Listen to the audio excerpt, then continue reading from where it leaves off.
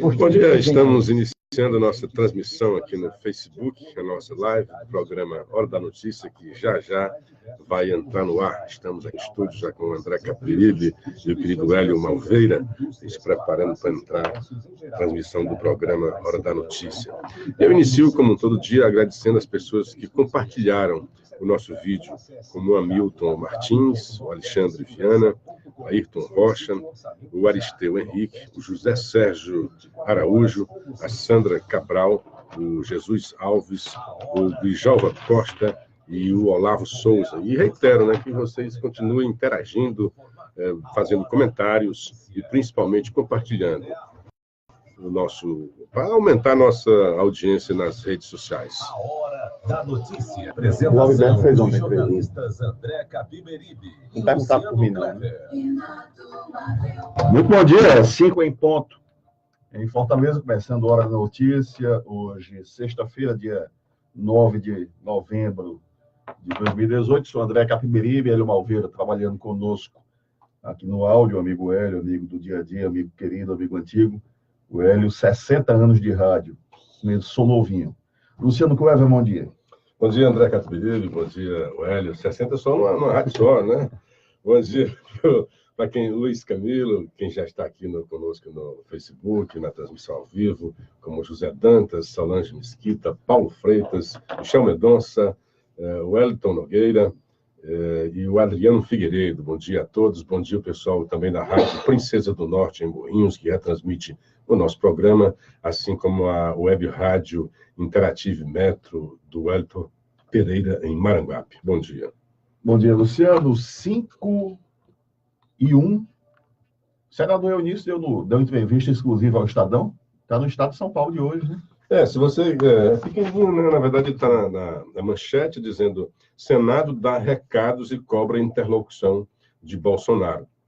Começa dizendo que é aquilo que eu estava falando, que o Bolsonaro não vai cair por gravidade nada no Congresso, tem que arregaçar as mangas. Enquanto o novo governo está preocupado com a transição, montagem do seu ministério, que é isso mesmo, o foco é isso daí, mas não pode descuidar, porque muitas dessas coisas, como esse reajuste horroroso para o judiciário, vão ter impacto nas contas do próximo governo. Não é que o próximo governo vai pagar, quem vai pagar mesmo somos todos nós, né? Mas vai cair para a gestão do próximo governo.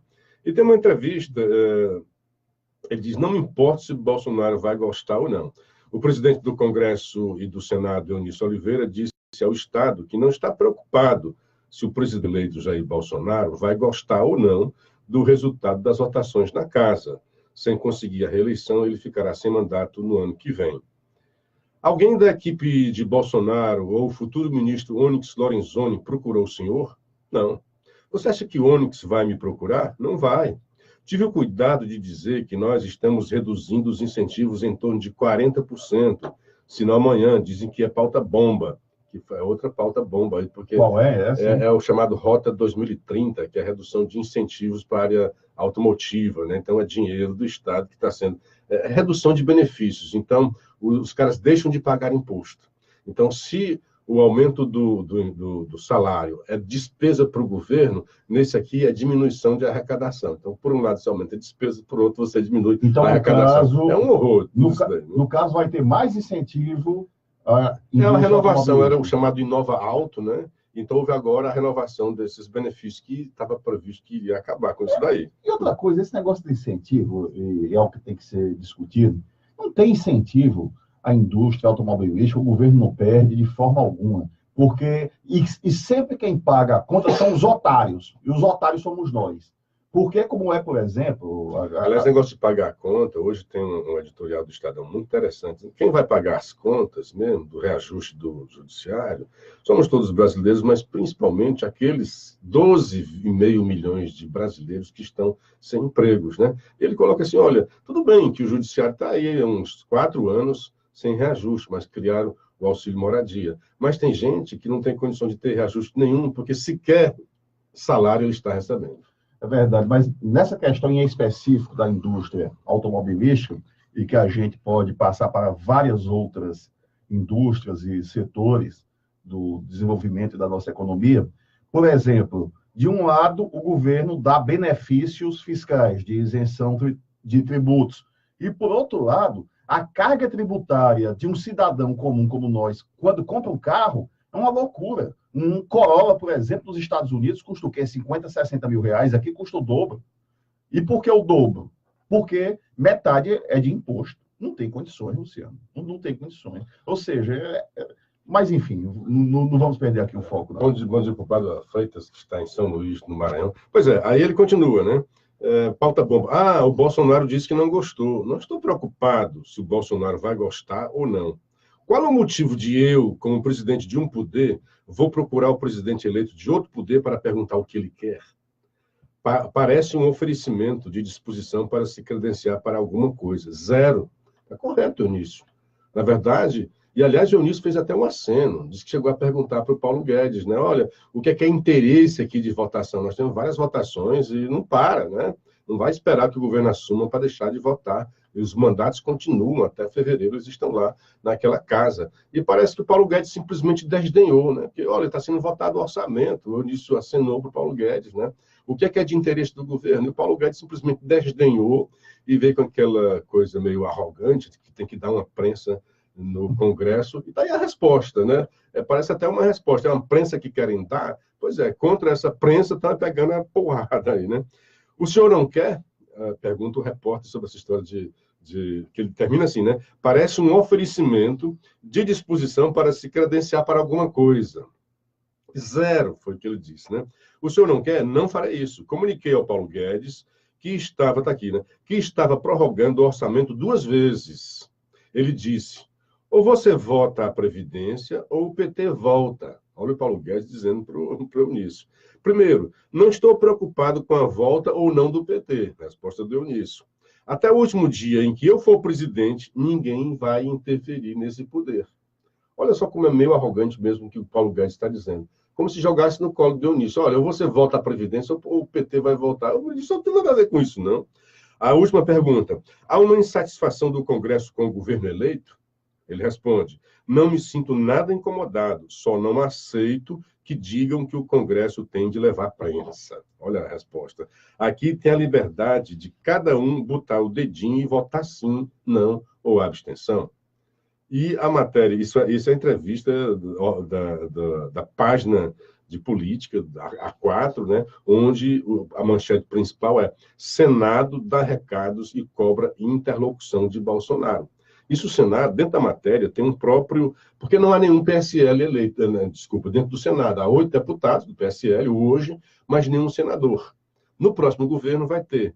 Dizem que o Onyx não tem a menor interlocução dentro do Senado e nem é bem visto na Câmara, que está aqui na matéria. Então, tem gente mesmo do Bolsonaro pedindo, olha, Bolsonaro, eleja aí um interlocutor, bote alguém para conversar com os senadores. Porque senão essas pautas... É bom para o Bolsonaro esse reajuste do judiciário para as contas brasileiras? Não. É bom esse benefício? Também não.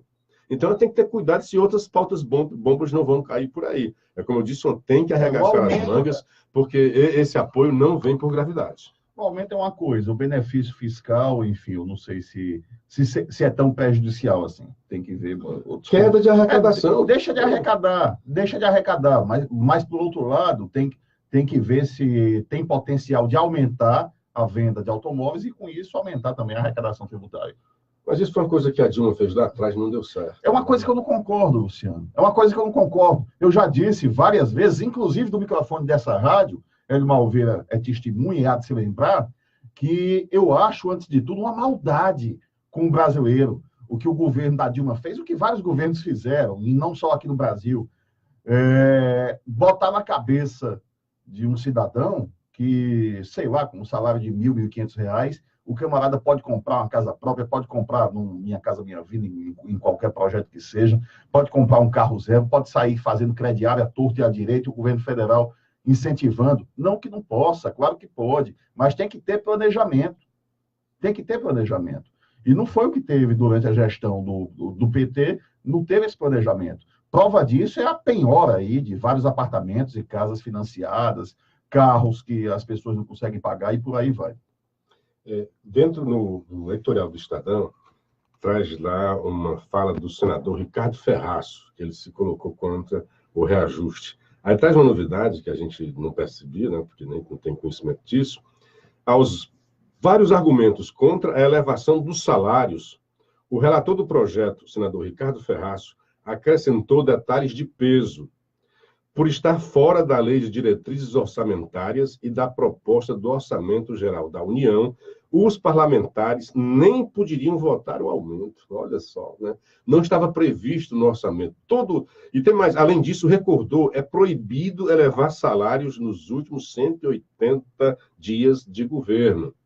Então, a Justiça e também o Legislativo passando por cima das leis que eles próprios aprovaram no Legislativo e aqueles que têm o dever de guardá-las, o Judiciário. Isso é um absurdo que a gente não tinha contemplado aqui ontem, porque a gente não sabia desses detalhes. Então, esse reajuste, se não está no orçamento, o que é o orçamento? O governo manda para o Congresso e vai ser aprovado tudo aquilo que ele acha que vai gastar e tudo aquilo que acha que vai receber. Eu vou receber tanto e vou gastar tanto nas áreas tais e tais. Então, essa despesa com o Judiciário tinha que estar prevista na LDO e na proposta geral do Orçamento Geral da União. Não estava. E, além disso, há uma lei, segundo aqui o senador, que é proibido dar reajuste nos 180 últimos dias de governo, que é exatamente para evitar que o governo atual jogue no colo do próximo uma bomba de despesas, como está acontecendo no Judiciário, que vai ter aí está previsto, estimado, em 6 bilhões de reais, para quem já tinha um déficit de mais de 100 bilhões de reais. É isso aí. Luciano, 5h10, seguindo adiante. Rapaz, que negócio terrível, né? 10 deputados estaduais foram presos ontem no Rio de Janeiro. Uma propinolândia mesmo, foi até um dos termos usados pelo Poder Judiciário. Dentro do Rio de Janeiro, ainda denúncias dentro do governo do Sérgio Cabral. Mas o Pezão disse que não sabe de nada, que não tem nada a ver com isso, que ele foi eleito pelo Cabral, foi secretário do Cabral, mas que não sabe de nada. Nunca nem ouviu falar disso. O Rio Deve ter ficado muito surpreso com isso. Já né? pensou? O Rio de Janeiro é um caso isolado ou é um retrato, pelo menos, 3x4 no Brasil? Olha, o Rio sempre foi isso, né? Porque eu acho que o Rio era a síntese do que acontecia no Planalto. Não sei se os demais estados, né, replicaram também esse mesmo modelo, esse mesmo desenho de corrupção que estava lá. Parece que nem tanto, né? Porque o Rio de Janeiro realmente se mostrou uma catástrofe, né? O estado, com piores problemas fiscais, né?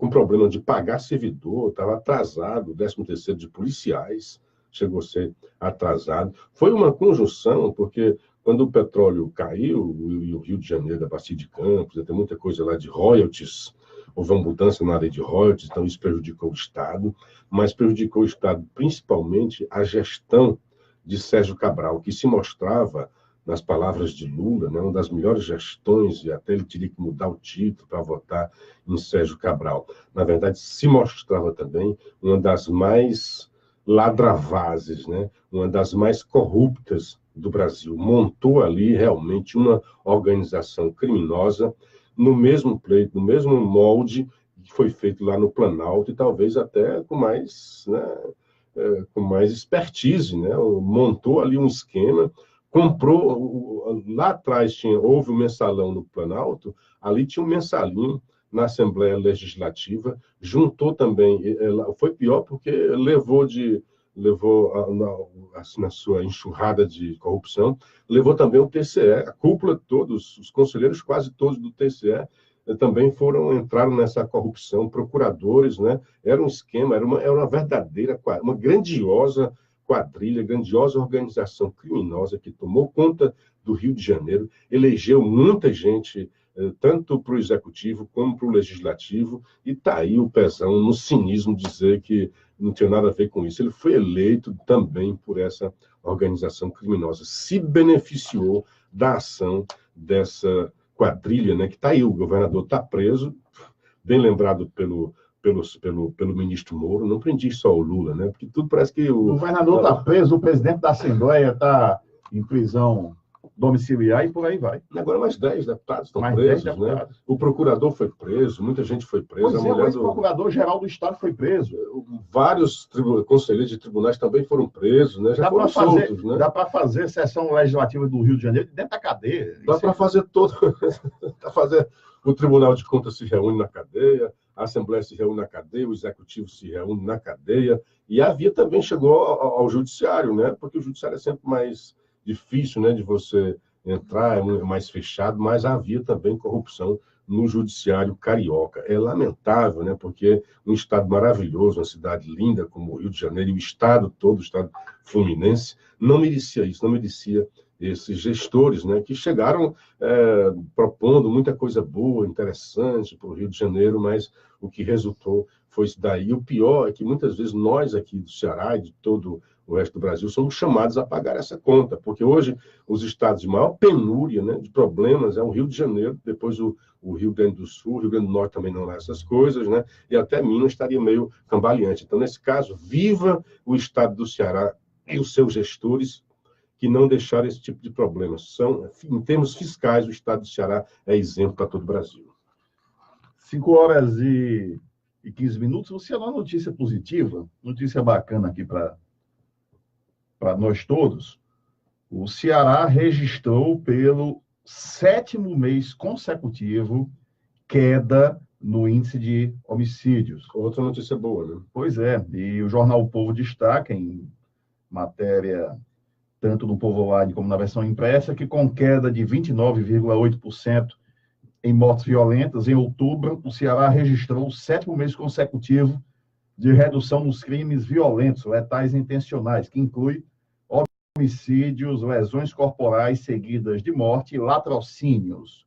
Os dados foram divulgados pela Secretaria de Segurança Pública, o próprio secretário André Costa. Na comparação com o ano passado, outubro foi o mês de 2018 com maior queda registrada nesse índice, de 516 mortes para 362 mortes.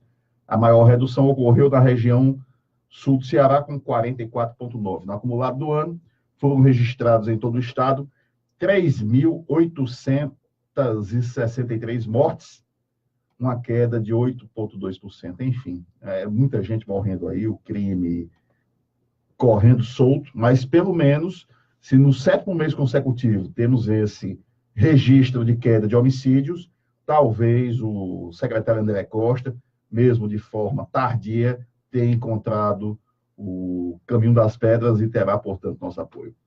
É uma boa notícia, assim, embora os índices ainda sejam alarmantes, né, porque são muitas mortes, já é uma grande, boa notícia, né, dizer, olha, pelo 7º mês a gente está conseguindo diminuir a quantidade de gente que morre aqui no Ceará. Então, isso é bem-fazeja, essa notícia bem-vinda, né, ao vísceras para ela.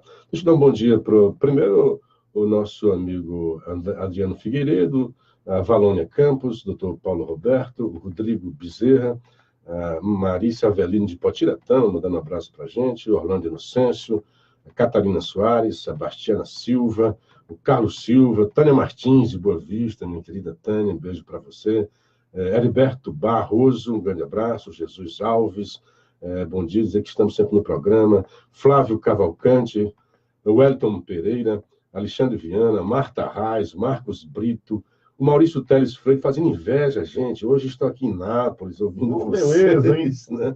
Maravilha. Flavinha Cavalcante, beijo, minha querida.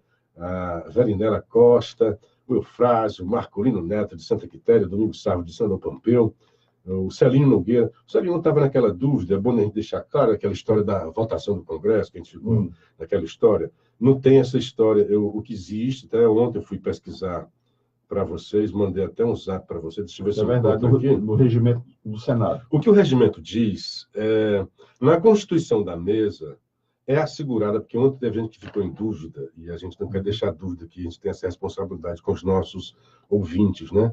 Porque na nossa discussão ficou quase certo, tem a obrigação, o maior partido coloca o presidente. Não, isso é uma tradição. Na verdade, o que tem porque a tradição tinha um partido que ficava bem à frente dos demais, tinha a maior quantidade de senador, e o regimento diz, Na constituição da mesa é assegurada tanto quanto possível, olha a expressão, né? Tanto quanto possível a representação proporcional dos partidos e blocos parlamentares. Então, você vai montar a mesa e vamos representar quem os maiores partidos vão estar representando na mesa. Então, pela tradição, e não está no regimento dizendo que o partido com maior número de membros no Senado terá o direito à cabeça, não é isso, né? Não tem essa chapa, porque são 4 escrutínios, são 4 escolhas, na verdade. A primeira, você escolhe o presidente. E aí, geralmente, o que acontece? Na Câmara tem a previsão de segundo turno até. Como no Senado, tradicionalmente, é menor número, né, de votantes, menor número de senadores, geralmente o partido que tem o maior número coloca ali o seu presidente e pronto, já é eleito e não tem nem previsão de segundo turno. É bom lembrar que na última votação, na última eleição, o senador Eunício estava lá, foi indicado pelo PMDB, o Requião chegou a querer também ser candidato pelo PMDB e depois retirou. E teve um concorrente, que foi o senador José Medeiros, do PSD, um partido que tinha bem pouco. O Eunício levou de levadas, tipo, o outro teve só 10, o Eunício teve mais de 60 votos, mas é possível, sim, qualquer um se candidatar e se articular para ser o presidente da casa. Obviamente, ele vai ter que conseguir esses votos, coisa que o candidato de um partido majoritário vai ter mais facilidade, né? Então, não tem essa coisa automática. Sim, aí depois você elege o presidente. Numa segunda votação, você elege os vice-presidentes, são 2 vice-presidentes, depois os secretários e depois os suplentes. São 4 votações feitas lá no Senado, o que é diferente da Câmara. Então, o que o regimento diz é que é tanto quanto possível, portanto, os senadores aqui vão fazer essa negociação e colocar tanto quanto possível representação de seus partidos. Então, ficou claro, né, que a tradição é que sempre o presidente, o candidato com o maior número do partido, com o maior número de membros, foi o presidente da casa, mas não tem no regimento essa obrigatoriedade. Então, pode concorrer a Simone Tebet, pode concorrer o Renan Calheiros, pode concorrer o Tasso Gereissati, ou qualquer um que acha que tem condições de conseguir os votos dos seus pares. Seguindo adiante, 5h21, Luciano, tem uma matéria aqui, que um amigo nos envia, que o Senado aprova corte em fundo para a educação. Senadores destinaram 50% dos recursos vindo da comercialização do petróleo do pré-sal que iriam para o Fundo Social, para outro fundo, voltado para a expansão de gasodutos e para o Fundo de Participação dos Estados e Municípios. Ou seja, tirou aí uma parte do dinheiro do pré-sal, que ia para a educação, e destinando a estados e municípios, não é isso, aos repasses mensais e também a expansão de gasodutos. O negócio é que o pré-sal, nosso pré-sal, que era uma expectativa tão positiva, né, está indo literalmente para o vinagre, ficando no meio do espaço. Ou seja, acaba sendo aí 6 por meia dúzia. Bom dia para a Sandrinha Valéria, nossa coordenadora do grupo de ouvintes. É porque essa história do pré-sal é aquilo que ainda está por vir, né?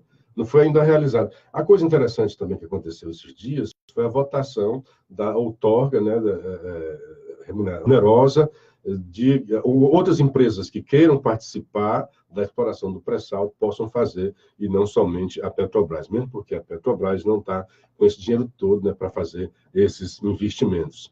E você viu que a mudança do fundo foi para que pudesse ainda fazer mais gasodutos, quer dizer, quanto mais gasodutos, exploração de petróleo que tiver, mais dinheiro para arrecadar também o Brasil terá. E a educação brasileira, na verdade, é sempre bom. O meu querido, saudoso deputado, professor Teodoro, ele tinha uma campanha, era 10%, 10% para a educação, que era 10%. É um exagero, ele fazia aquilo para chamar a atenção de que tinha que ter muito dinheiro para a educação. E o Brasil, em relação aos países da OCDE, até que ele coloca muito dinheiro da educação. O que a gente está vendo aí é que ele é mal gerido, né? Que ele vê aí que o dinheiro não está indo exatamente para a sua função social de melhorar a educação brasileira. Quer dizer, nós temos, em termos de dinheiro, de grana destinada à educação, semelhante, às vezes até maior do que a média da OCDE. Mas em resultados educacionais, os nossos estudantes estão lá atrás em termos de desempenho de testes internacionais como o PISA. Nós somos realmente uma vergonha em termos de educação, de desempenho dos alunos brasileiros em testes internacionais. Apesar de, em termos de destinação de recursos, a gente está no topo. Aliás, só que assim, tem uma diferença tremenda que assim, o Brasil, em termos, para o ensino superior, o Brasil está igual ou maior em termos de custo por aluno do ensino superior, o Brasil está igual aos demais países, ou até mais do que a média da OCDE. Em relação ao custo de aluno do ensino básico, aí sim, vai lá para baixo. O Brasil está a 1/3. Aquilo que gasta a OCDE por aluno do ensino básico, quer dizer, do ensino que não seja o superior, é 3 vezes mais aquilo que o Brasil gasta. Então, o que o Brasil tem que fazer aí é uma compensação de investir melhor esse dinheiro que está sendo destinado para a educação.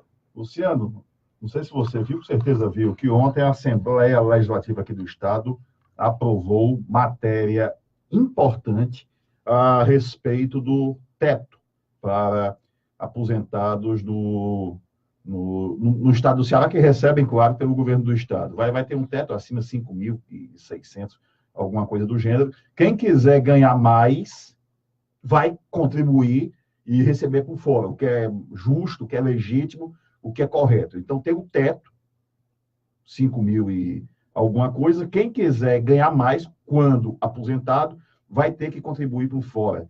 Agora, quem já ganha mais, aí é o direito adquirido, não tem como mexer, nem seria correto, nem a legislação permite. Agora, acabar com essas mutretas que existem, e muito aqui no Ceará, no Brasil todo, mas a gente tem que se preocupar em resolver, antes de tudo, o nosso quinhão, né? O que tem de professor universitário aí ganhando 60, 70 mil reais, uma menor parte, é verdade, mas que conseguiram isso através de brechas, através de artimanhas, e por aí vai. Não só professores, não só crucificar os professores, em todos os setores, por exemplo, outros setores, na polícia também, no Poder Judiciário também, no Ministério Público também, e por aí vai. Ao meu ver, uma vitória importante do governador Camilo, que vai favorecer a sociedade. Para você ter uma ideia, assim, o PT se bate muito contra a reforma da Previdência. E está aí um governo petista, calcado na realidade, fazendo a sua reforma da Previdência, apoiou ontem com folga, né? E, como você disse, havia aí, porque quem paga essa conta somos nós. Então, agora, recentemente, há professores, alguns até já morreram, que vêm lutando por esse negócio aí, desde a época do Tasso Gereissati, e vai ganhar 200 mil, tem gente ganhando muito dinheiro, enricando, às custas do Estado cearense, do pobre Estado cearense. É óbvio que a gente não pode... O teto de 5.600 é bastante razoável. É o teto, por exemplo, para os servidores... acho que não cheguei nem isso. Acho que hoje o servidor civil, nós, do Brasil, é em torno de 5 mil reais. Então, o Estado está dentro dessa realidade. E acaba com essa história, com essa mamata, com essas brechas legais, de gente ficar ganhando acima de coisas milionárias, né? Marajás. O Ceará tinha uns marajás, principalmente, como você disse aí, de professores universitários que ganhavam muito acima do razoável. Então, se você... E aí o correto, esse daqui é o teto e é isso aqui que a Previdência vai dar.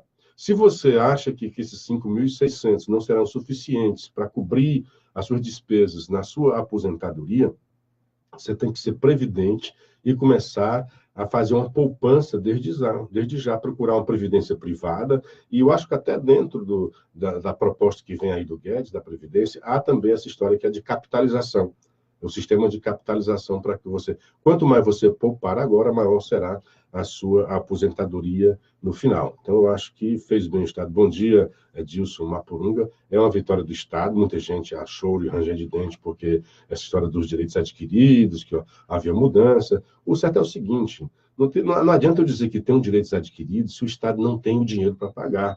Se nós compomos o Estado, nós cearenses compomos o Estado, é o nosso dinheiro que vai pagar.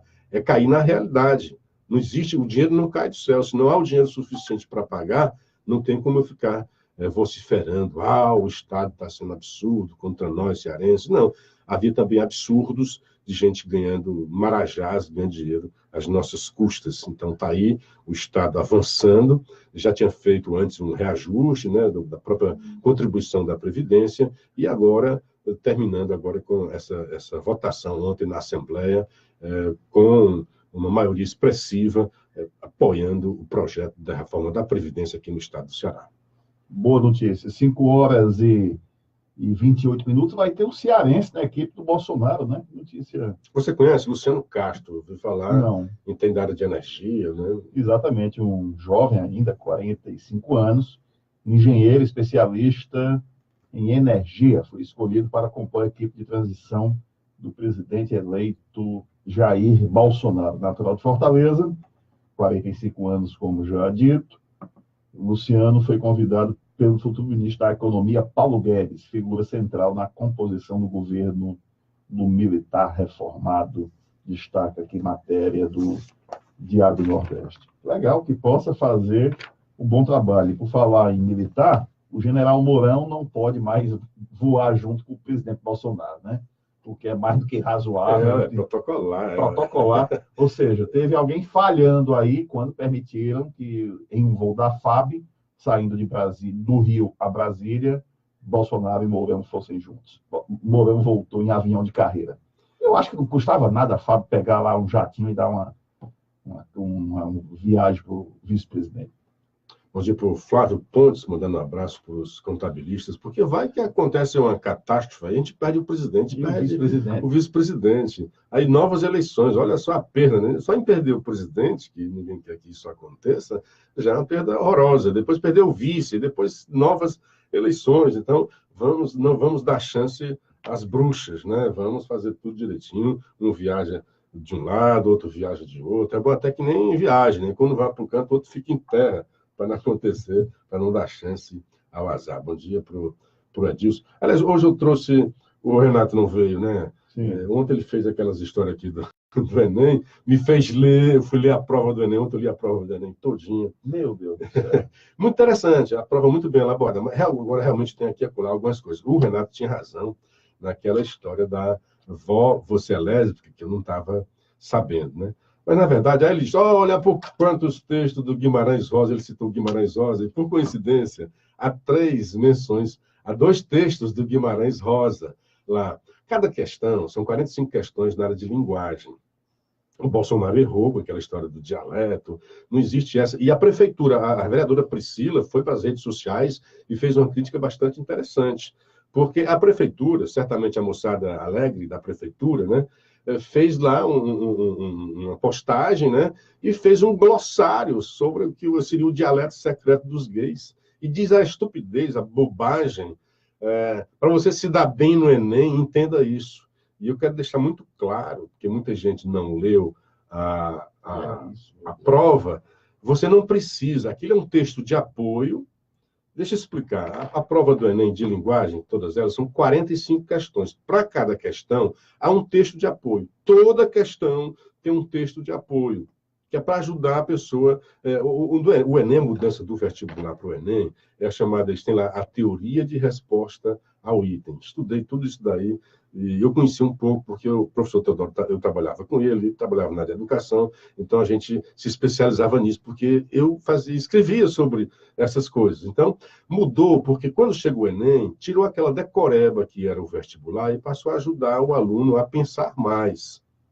E cada texto leva o aluno a refletir sobre a realidade. A história do dialeto gay, que aqui não é realmente um dialeto, né? Mas traz um texto de apoio, que dialeto é aquele que você fala no dia a dia. E aquilo ali não é uma comunidade que fala entre eles, seria um socialeto, né? Um dialeto de uma camada que resolveu fazer uma coisa, às vezes até para fugir da polícia. Os bandidos às vezes fazem um dialeto aí também, né? Aí lá a prefeitura entenda disso para passar no Enem. Não precisa entender. Aí o Bolsonaro está certo. Você não precisa entender do mundo gay para passar no Enem. Então a prefeitura pisou na bola fortemente quando fez essa idiotice, querendo ser simpático, né? Usar a linguagem das redes sociais, veio dizer essa estupidez, que é um erro fatal. Você não precisa saber nada do mundo gay para passar no Enem, nem para responder aquela questão. Era um texto de apoio que falava do que era o dialeto e fazia uma pergunta sobre o dialeto. O que é que caracterizava o dialeto? dialeto, ontem eu perguntava, geralmente tem uma língua principal, nós temos a língua portuguesa, e o dialeto é falado por alguma comunidade, alguma coisa, mas dentro é como se fosse uma variação linguística com características próprias, tanto na área sintática, morfológica, lexical. Você vê que no próprio... Agora, tem razão, Renato, quando chamou a atenção, são 45 textos de apoio. Então, tem Machado de Assis de apoio, com o conto A Cartomante, tem A Estrela Sobe, do Marques Rebelo, falando de alguns clássicos, né? Tem A Infância, de Graciliano Ramos. Então, está lá aquilo que o Renato reclamava, está no Enem. Tem o Graciliano, tem Machado de Assis, tem o Guimarães Rosa duas vezes, numa delas até tem um conto famigerado, tem o Grande Sertão Veredas, tem um grupo de teatro de música, que fala muito bem de arte, tem muita coisa interessante. E tem lá a história do Pajubá, que é o dialeto, e tem um trecho de um conto, que aí sim é a escolha, e parece sim, esse aqui, acho que poderia ter escolhido diferente, não estou aqui com homofobia, mas o texto fala assim, se me permite, assim, rapidinho, claro, o texto. Vó Clarice, isso aqui é o texto da professora Natália Polesso, a escritora. Então, é um conto dela, só que é um conto que, se você olhar, o conto é grande, pega só um trecho. Diz assim: Vó Clarissa deixou cair os talheres no prato, fazendo a porcelana estalar. Joaquim, meu primo, continuava com o queixo suspenso, batendo com o garfo nos lábios, esperando a resposta. Beatriz ecoou a palavra como pergunta. O que é lésbica? Eu fiquei muda. Joaquim sabia sobre mim e me entregaria para a avó, e mais tarde para toda a família. Senti um calor letal subir pelo meu pescoço e me doer atrás das orelhas. Previ a cena. Vó, a senhora é lésbica? Porque a Joana é. A pergunta estava na minha cara e me denunciava antes mesmo da delação. Apertei os olhos e contraí o peito, esperando o tiro. Pensei na naturalidade com que Thaís e eu levávamos a nossa história. Pensei na minha insegurança de contar isso à minha família. Pensei em todos os colegas e professores que já sabiam. Fechei os olhos e vi a boca da minha avó e a boca da tia Carolina se tocando, apesar de todos os impedimentos. Eu quis saber mais, eu quis saber tudo, mas não consegui perguntar. Esse é o trecho. Depois eu fui ler o conto todinho. O conto é a história dessa menina, que é a Joana, que teve uma relação, houve uns tempos para lá, e conta a história como é que ela se relacionou com a colega Thaís no colégio. Depois suspeitou, e já ela, na velhice, entendeu que a sua avó, Clarice, também tinha um caso com a tia Carolina, né, que nunca assumido.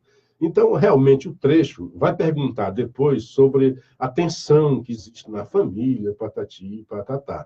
Mas escolheu um texto que é doutrinário, que é, digamos que, gay-friendly, né? Que ajuda a você compreender os gays. Pode escolher isso daí? Pode não escolher, né? São 45 textos, tem um texto que fala sobre isso daí. Esse aqui é claramente um texto amigável, né, aos gays, né? Deveria colocar ou não deveria colocar? Muita gente pode dizer, olha, esse texto aqui, na verdade, incita, né, traz curiosidades sobre aquilo dali, mas estamos falando de um público jovem, de 16, 17, 18 anos, que faz isso daí, e já conhece, sabe, na realidade, tem alguém que é gay, encontra as novelas, as artes, estão falando disso daí. Então, a gente não pode fazer o proselitismo gaysista, mas também não pode simplesmente dizer é um assunto que não deve ser tocado no Enem. Eu acho que era desnecessário, mas enfim, não sou eu que vou ser a redenção aqui da humanidade, não. Rapaz, esse negócio está indo tão longe, um pé no saco, esses movimentos que acontecem aqui no Brasil de um tempo para cá. Eu tenho tantos amigos e amigas que seguem o caminho, que escolheram a homossexualidade, a escolha pessoal, que ninguém tem nada a ver com Aliás, isso. André, se quiser colocar mais, ó, uma das provas era rosa, viu? Ou seja, eu tenho essa questão, é uma escolha pessoal, essa militância. A militância que... É chato. Essa militância forçada é chato demais. Eu já vi até em shopping center, 2 marmanjos andando de mão dada e se beijando. Para que isso? É para agredir. É para agredir. Aonde é que leva, por exemplo, aqueles movimentos, esses movimentos feministas exagerados de mulheres contra Bolsonaro andando nuas, com os seios à mostra, com o ventre à mostra, com palavras de ódio escritas no corpo? Isso leva aonde, meu Deus do céu? E a resposta veio aí nas urnas. Parte da votação do Bolsonaro foi justamente um posicionamento contrário a isso aí que o PT sempre fez oba-oba. Sempre fez oba-oba e sempre se aproveitou dos votos dessa militância chata, tanto da militância gay, como dessa militância também, dessa mulherada que exagera muito no que faz, no lugar de trabalhar, que é o que deveria fazer.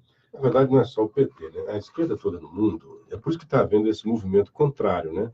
Quando criaram o politicamente correto, e viram que não tinha como conseguir mais o poder através das armas, né? Da luta armada, passaram para a militância identitária. Então, é militância a favor dos negros, é militância a favor da mulher, que é o feminismo, é militância a favor dos LGBTs, né, que é o gaysismo, né?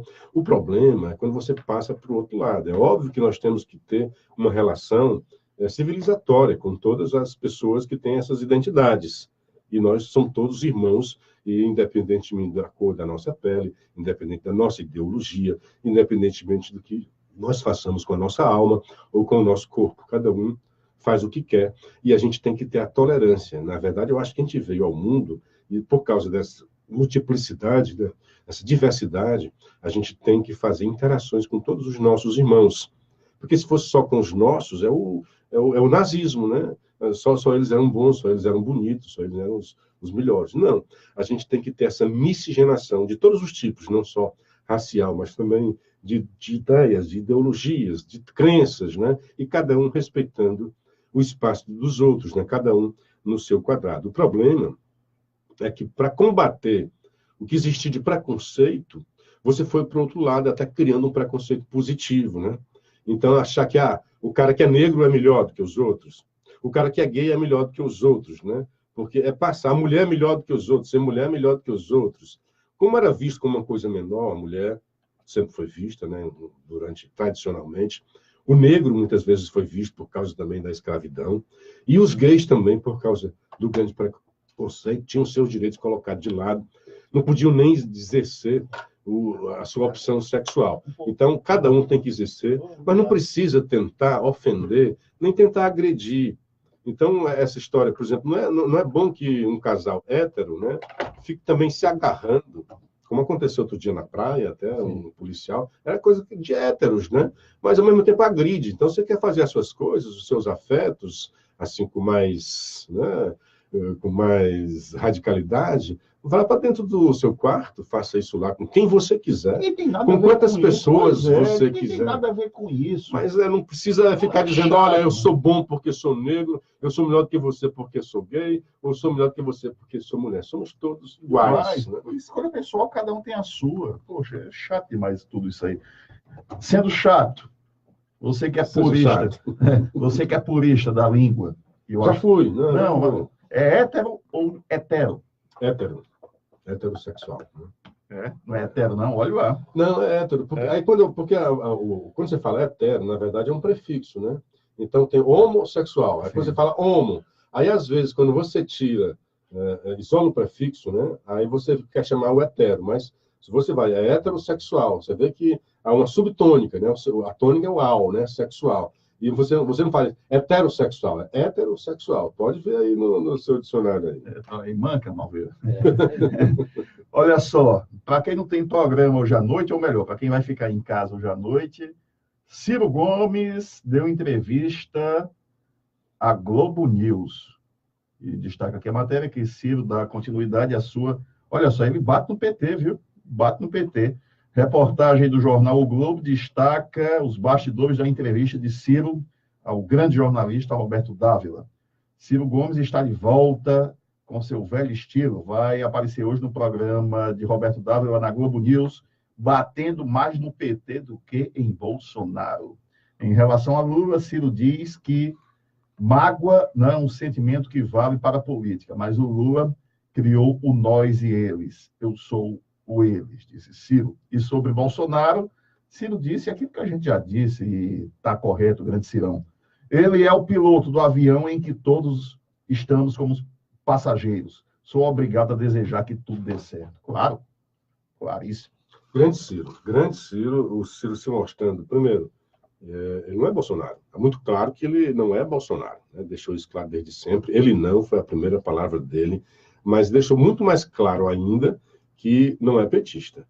Então, ele foi miseravelmente traído pelo PT, disse isso várias vezes, está deixando claro que esse tipo de oposição do PT não favorece o Brasil, porque o PT, assim que perdeu, ele voltou. Na verdade, o PT é cheio de tendências, né? Há uma tendência, o Jacques Wagner participa desta, que talvez seja a mais arejada do partido, que defende que se faça uma meia-culpa radical. Olha, o partido errou mesmo, muita gente... O problema é que, se for dizer isso, vai dizer que o Lula também errou. Né? E o PT sem o Lula vai se esfacelar, vai virar um PSOL. E o PT sabe que vem aí, então uma parte do PT quer que tire a Gleisi Hoffmann, porque é uma radical do outro lado, ela Lindbergh, né? Mantém aquela história de que o Lula é um perseguido, né? Na verdade, houve uma roubalheira desenfreada, e a população já entendeu isso daí. E embora que na justiça você ainda possa espernear e dizer que não há prova, não sei o quê, está muito claro, né? E principalmente essa condenação que vem aí, que é do sítio, essa daí vai acabar com qualquer possibilidade de argumentação que o PT tenha para dizer que seja uma perseguição. Está muito claro ali. E, aliás, houve um erro, porque o próprio Marcelo, na discussão lá com a Gabriela Hardt e o Zanin, que é o advogado de defesa do Lula, disse, olha, não foi nem eu que estou acabando com a sua defesa, não. São os e-mails, meus e-mails que você pediu, né? Porque ele pediu, olha, vamos abrir aí o computador, o que é que tem mais lá? E quando viu, tinha vários e-mails e que estava tudo muito gravado, né? Está tudo registrado da operação lá do sítio. E vem mais outra, essa do sítio, e a prova que não acaba mais. Está muito claro. Estou fazendo isso daqui em pagamento pelos favores que o Lula fez ao Odebrecht. Isso é o pai, é o capo, né? O pai do Marcelo, é o Emílio Odebrecht. O próprio Marcelo ficava dizendo, puxa, mas rapaz, a gente fazia uma coisa direitinho aqui, aí meu pai se acerta lá com o Lula, nós vamos ter que botar agora aqui na planilha, corrigir, trazer para lá e para cá, porque ele era muito organizado, e o pai desorganizava a propina. Então, o PT, em vez de fazer uma oposição em favor do Brasil, faz a oposição do gueto. Então, em vez de fazer as coisas boas, fez uma coisa boa, votou contra o aumento do judiciário. Acho que em peso, acho que o PT teve um lá, se eu não me engano, Viana, votou a favor. O resto foi contra esse aumento do judiciário, que vai prejudicar a nação brasileira, não vai prejudicar só a gestão do Bolsonaro, né? Mas assim que ele perdeu, voltou para a prisão, né? O Haddad voltou a ir para a prisão e voltou a falar em perseguição de Lula. Essa não é a agenda dos brasileiros. Então, o Ciro está dizendo o quê? Vou dar uma trégua para o Bolsonaro. Ele foi o eleito. Ele é o nosso presidente. Então, eu sou forçado a torcer para ele dar certo. Aquela metáfora do avião. Você está dentro do avião, você é forçado a torcer para que o piloto conduza bem a aeronave. Porque se ela se esborrachar, você vai embora também, você morre também. Não adianta você torcer contra o piloto se você está na mesma viagem. Então, nós estamos nessa mesma viagem. Então, o Ciro está se mostrando como é que faz a oposição. Está dando essa trégua agora, que não é só ser oposição por oposição, não é ser uma oposição contra o Brasil. Então, vai dar uma chance. Vamos lá, Bolsonaro, monte aí o seu governo, mostra aí a que veio, e depois a gente conversa. Não pode agora, o tempo todo, estar criticando o Bolsonaro, que nem ainda assumiu o governo. Então, a torcida é o quê? Que o Bolsonaro faça um grande governo. Eu acredito, embora veja aí umas dubiedades do Bolsonaro, né, em relação à reforma, e não ir para cima do Congresso, não dá uma prensa, mas está conversando lá. Não pode ficar à distância como está. Tudo bem que o foco hoje é a transição, é a montagem do seu novo governo, mas tem gente aí na política que pode fazer essa articulação em favor de Bolsonaro, em favor das contas públicas. Então, Ciro se engrandece nesse aspecto, dá uma trégua para o novo governador e presidente, né, para o novo governo, e torce para que dê certo. Eu posso até achar que essa torcida não seja lá grande coisa. Ele pode até estar achando, né, imaginando que não vai dar certo. Se não dá certo amanhã, se não der certo, aí ele está engrandecido. E o PT não, vai virar para o gueto, vai ficar isolado. Pode botar, anote isso daí. É o próprio PT que está se isolando, achando que ainda é uma grande força da oposição e que sozinho consegue alguma coisa. Na verdade, é a oposição séria que está mostrando que tem uma agenda do Brasil. É essa oposição que vai ser encabeçada pelo Ciro Gomes.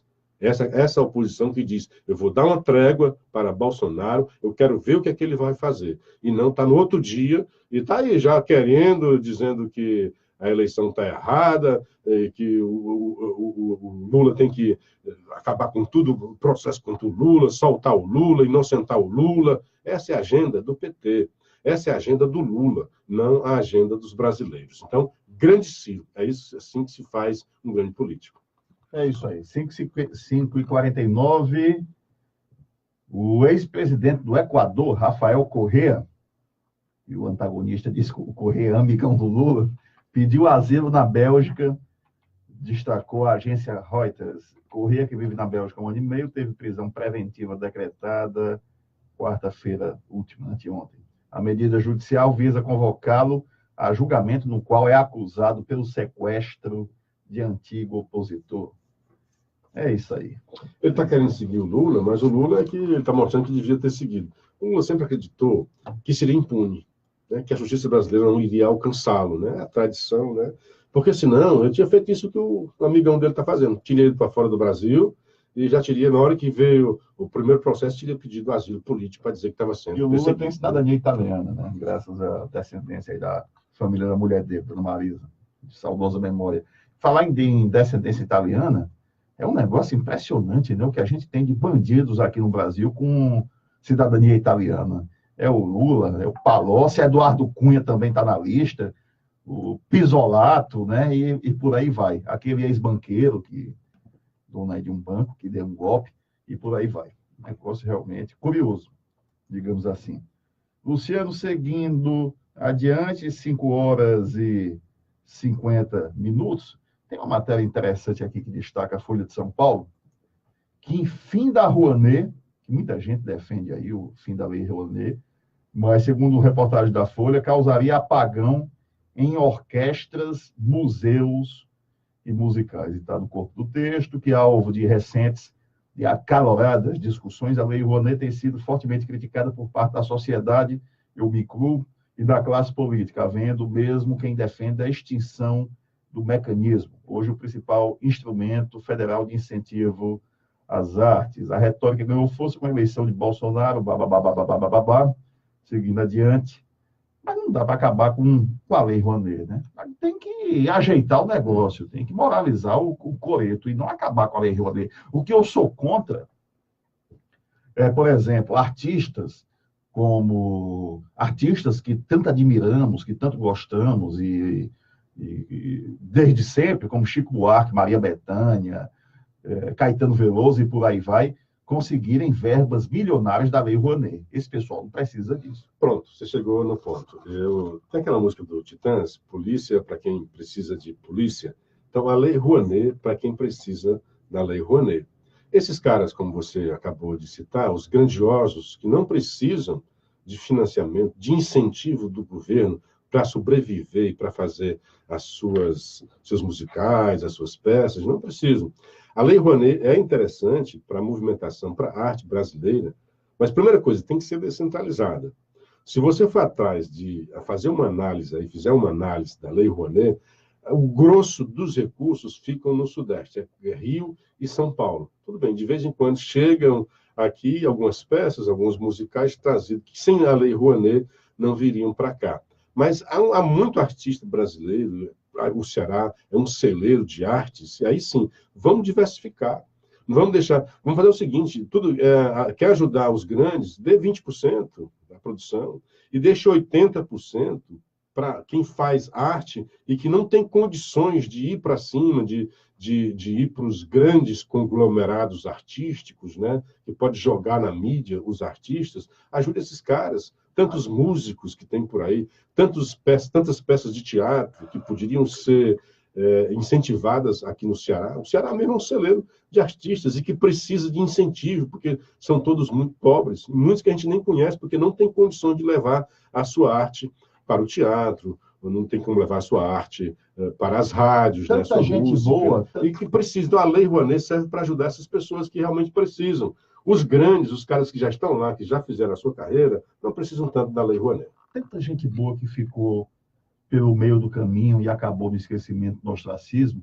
É uma loucura. A gente vê, por exemplo, uma vez conversando com o próprio Fausto Nilo, de quem sou admirador, tanto no campo musical, letras belíssimas que ele compôs, como também no trabalho dele como arquiteto, mas uma vez conversando com o Fausto Nilo, ele disse uma coisa de doido, que Fagner, para fazer sucesso no Ceará, precisou sair de Fortaleza, e ele foi para Brasília, Fagner para o Rio de Janeiro.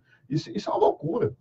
Isso vem mudando um pouco, mas era assim, porque as grandes gravadoras estavam todas lá no Rio de Janeiro, né? Ou em São Paulo. Hoje não, hoje já tem em cada esquina você consegue fazer o seu CD. Então a tecnologia já colocou isso daí. Outro grande, você falou do Fausto, né? Que é Fausto. Ela vai ter um show aí em homenagem a ele, né? A Silvina, que legal, que legal. Vai fazer um. Agora? O nosso Nilo é mais Fausto, né? Porque o nome dele é interessante, né? Que o Nilo é o Rio, né? O Fausto, né? Grandioso Fausto Nilo. Ele é realmente grande, um grande letrista. E um outro grande compositor cearense, que era o Augusto Pontes, dizia uma música celebrada pelo Ednardo, né? Amanhã, se der o carneiro, eu vou embora daqui para o Rio de Janeiro, né?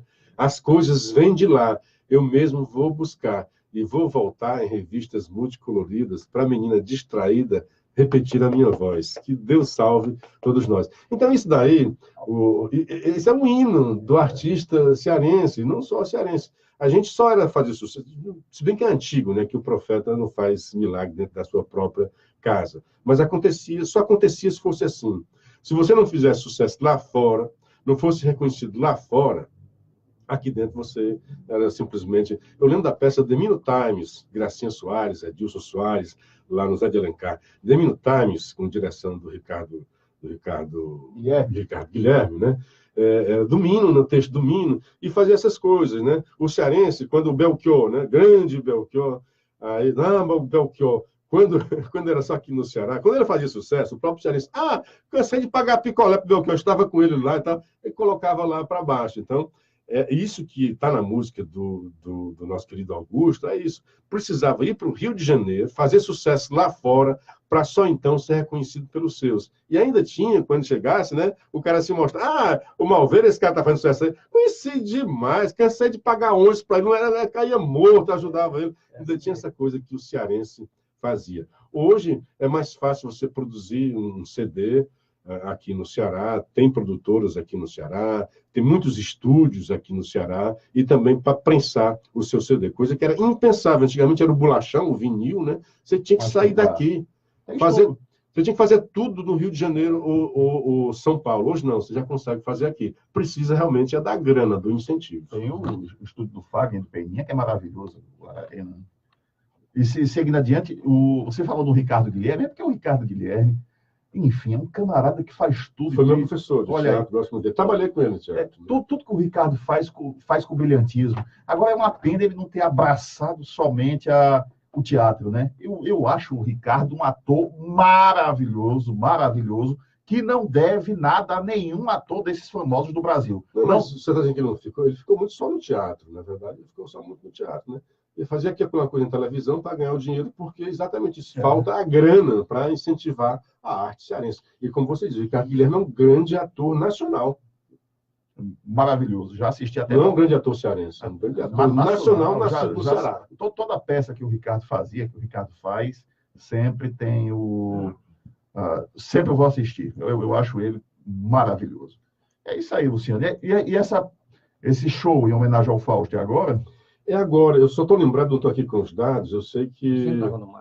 Não sei onde vai ser. Eu sei que a Aparecida Silvino vai cantar, tem outro Silvino que vai cantar, o Ricardo Lessa vai cantar, o Mano Alencar, não, o nosso querido, o irmão do Mano, também vai cantar o Fausto. Muitos vão cantar o Fausto. É um show Procurem, deve ter, é só botar no Google, nosso Fausto, nosso Nilo é mais Fausto. Olha só, menos, uma vez eu assisti, vocês têm uns bons anos, sei lá, uns 20 anos, uns 15 anos, eu assisti um show do Fausto Nilo, quando o Fausto Nilo começou a cantar, ele fez um show lá no Dragão do Mar, justamente no Centro Dragão do Mar. E eu assisti o show por curiosidade. Ao lado, estavam ao meu lado, pertinho, Ricardo Guilherme e Augusto Ponte. Augusto ainda vivo. E o Fausto, quando viu Augusto Ponte, parou o show, né? Para saudar o gigante Augusto Ponte. Valeu, Luciano. Até segunda, 5h58. Eu estava procurando aqui, mas não consegui. A gente traz na segunda. A gente traz na segunda-feira. Um grande abraço, gente. Bom fim de semana. E até segunda-feira, com a graça de Deus. Encerramos o programa aqui na nossa Rádio 97.7. Quero dar um abraço a todos vocês aqui do Facebook, voltar a apelar para que vocês compartilhem, interajam com o nosso vídeo, para ampliar a nossa... Nós estamos também no YouTube, estamos no Facebook, também é gravado no YouTube. Um grande abraço, muito obrigado e até segunda-feira, com a graça de Deus. O Ricardo é um doce de ser humano, gente. Ele trabalhou na Rádio Arapuru.